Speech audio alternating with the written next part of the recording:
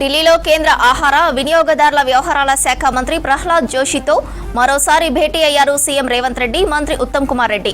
2014-15 సంవత్సరంలో సేకరించిన ధాన్యం బకాయిలు దాదాపు 1469 కోట్లను విడుదల చేయాలని విజ్ఞప్తి చేశారు. ప్రధానమంత్రి గరీబ్ కళ్యాణ్ యోజన కింద సరఫరా చేసిన బియ్యానికి సంబంధించిన బకాయిలు 343.27 కోట్లు రిలీజ్ చేయాలన్నారు. సీఎంఆర్ డెలివరీ గడువును పొడిగించాలని విజ్ఞప్తి చేశారు. ఉదయం భేటీకి కొనసాగింపుగా కేంద్ర మంత్రితో మరోసారి సమావేశమయ్యారు. సీఎం ఢిల్లీ టూర్పై మరిన్ని వివరాలు మదార్ అందిస్తారు. మదార్, కేంద్ర మంత్రి ప్రహ్లాద్ జోషితో సీఎం మరోసారి భేటీ అయినట్లు తెలుస్తోంది. అప్డేట్స్ ఏంటి?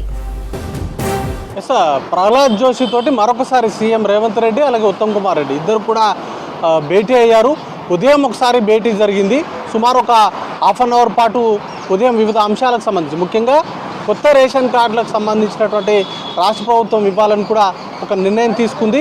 దాంతోపాటు ఉగాది నుంచి సన్నబియ్యం పంపిణీ చేయాలనేటువంటి ఆలోచనలో రాష్ట్ర ప్రభుత్వం ఉంది.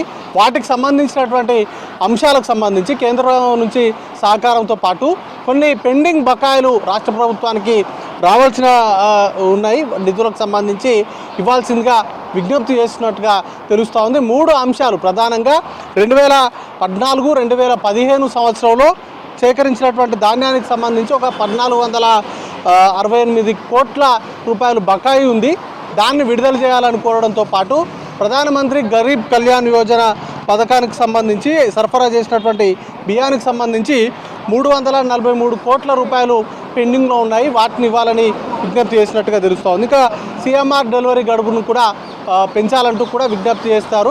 ఇక మిగతా అంశాలకు సంబంధించి, ముఖ్యంగా కొత్త రేషన్ కార్డులకు సంబంధించినటువంటి ఇష్యూస్లో కేంద్ర ప్రభుత్వం విధి విధానాలు అలాగే రాష్ట్రానికి సంబంధించినటువంటి అంశాలకు సంబంధించినటువంటి సహకారము, సన్న బియ్యానికి సంబంధించినటువంటి పంపిణీలో, ఎందుకంటే సెంట్రల్ ఒక పూల్ ఇస్తుంది, బియ్యం కానీ లేకపోతే వాటికి సంబంధించినటువంటి డబ్బులు కానీ తీసుకోవాల్సి ఉంటుంది.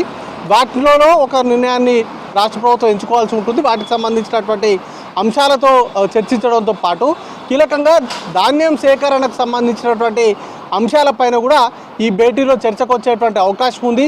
కీలకంగా కొన్ని పెండింగ్ అంశాలు ఉన్నాయి.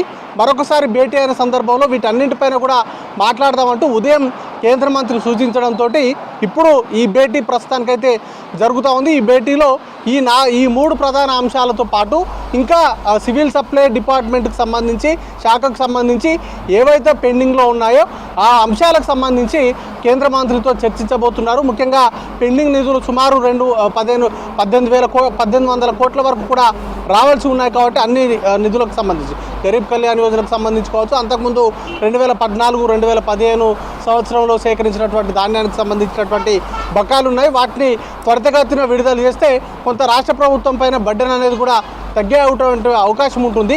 ఇక ధాన్యం కొనుగోలుకు సంబంధించి రబీకి సంబంధించినటువంటి సీజన్ కూడా స్టార్ట్ అవుతుంది. కాబట్టి వీటికి సంబంధించినటువంటి అంశాలపైన కూడా చర్చ జరిగేటువంటి అవకాశం ఉంది. శ్రవంతి.